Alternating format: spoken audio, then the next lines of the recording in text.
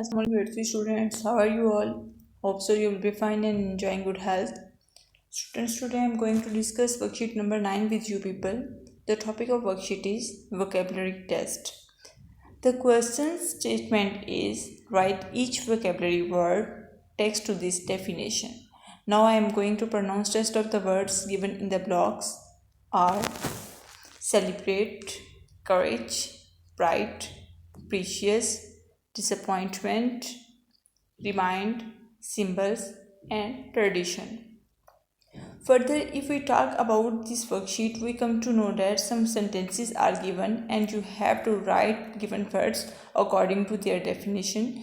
The first line is dash is valuable to a person. Here you will write a suitable word for this definition. The second one is feeling of because something not as good as expected.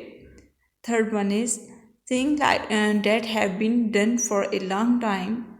Fourth one is do something special for an important event. Make a person remember something. Bravery is difficult situation. A feeling of satisfaction is something you have done.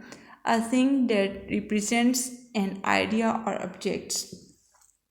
So now you have to put a suitable word for each lines. Hope so it will enhance your knowledge and you will enjoy it. Thank you.